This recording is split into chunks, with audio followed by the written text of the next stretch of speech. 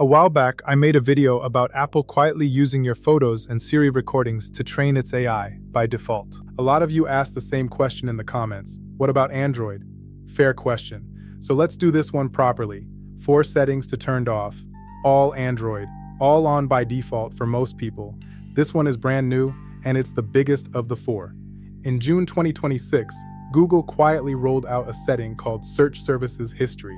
Here's what it does.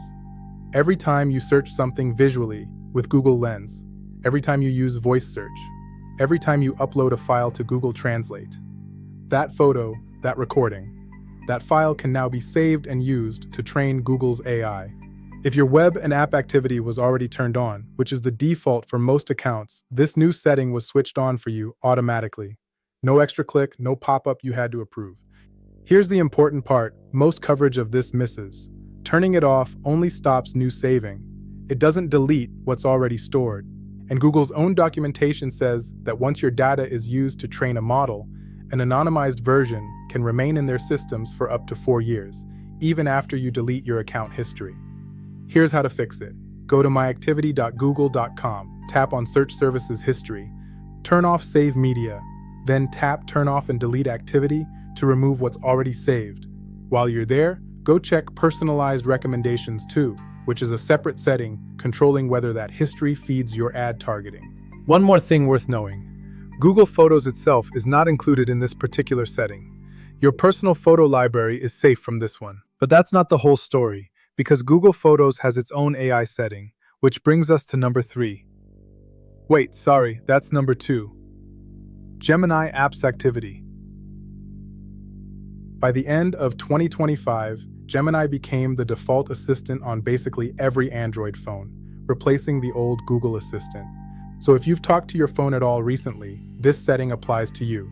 By default, your conversations with Gemini are saved. And according to Google's own Gemini Apps Privacy Notice, a sample of those conversations gets reviewed by human reviewers and used to improve the models. That includes voice conversations through Gemini Live. Here's how to check and turn it off. Open a browser and go to myactivity.google.com, then navigate to the Gemini Apps section. Or open the Gemini app, tap your profile picture, then tap Gemini Apps Activity. Tap Turn Off. You'll get the option to also delete your existing activity. Choose that if you want a clean slate. Honest nuance here. Google states that even with this off, conversations may still be temporarily retained, generally around 72 hours.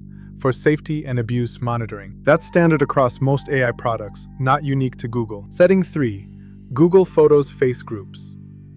This is the setting most people have never even seen, and it's the direct Android equivalent to what Apple calls enhanced visual search. Google Photos has a feature called Face Groups. When it's on, Google builds a model of every face that appears in your photo library, so it can group photos by person, even ones you never manually tagged. Here's the part that matters.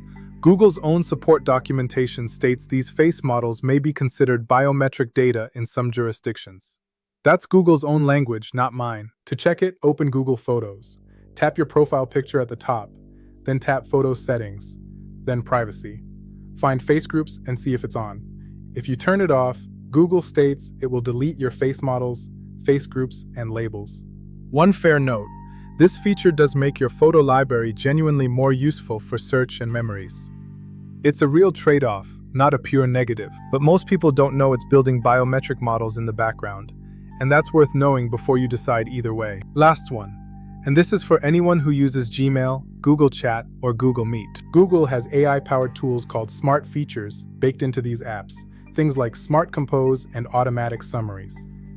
In the European Economic Area, Japan, Switzerland, and the UK, these are off by default. Everywhere else, including the US, they are on by default. To check yours, open Gmail. Tap the hamburger menu, then scroll down to Settings, then General. Look for Smart Features. Uncheck the box to turn them off across Gmail, Chat, and Meet. Google says the content of your personal Gmail is not used to train the public Gemini model. Worth noting, that's their claim, and it's been the subject of at least one active lawsuit questioning how clearly that was disclosed. I'll leave a link in the description if you want to read more. I want to be fair here, the same way I was in the Apple video. None of these 4 settings mean Google is secretly recording your conversations or spying on you in some dramatic way. Most of this is disclosed, technically, in privacy policies most people never open. The pattern worth noticing is simpler than that. Powerful defaults, quietly rolled out, that require you to go find the off switch yourself. That's true of Apple. It's true of Google. It's true of basically every major AI product right now. 4 settings, about 5 minutes total.